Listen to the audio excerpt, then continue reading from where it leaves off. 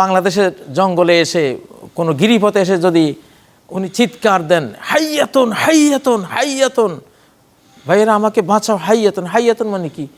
কেউ বুঝে না। হাইয়াতুন মানে সাপ। এখন হাইয়াতুন হাইয়াতুন চিৎকার দিতেছে, কেউ দৌড়াচ্ছে না তাকে বাঁচাবার জন্য। কেন? বুঝে নাই কেউ। যখন সাপ বলে চিৎকার দিল, সবাই দৌড়ে গেল। না, তাকে তো রক্ষা করতে হবে, এটা সাপ। আসলে বুঝ না বুঝের মধ্যে একটা বিশাল পার্থক্য হয়।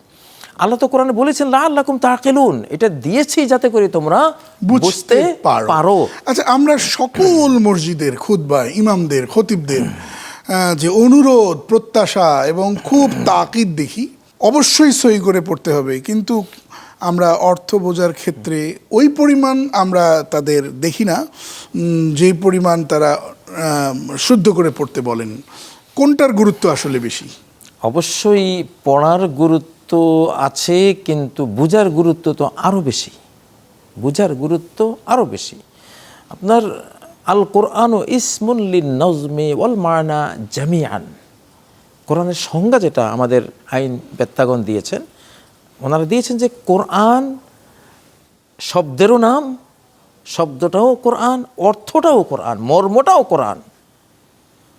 এখন আমি শব্দ পড়লাম, মর্ম পড়লাম না, তাহলে অর্ধেক কোরআন পড়লাম, অর্ধেক আমি পড়লাম না।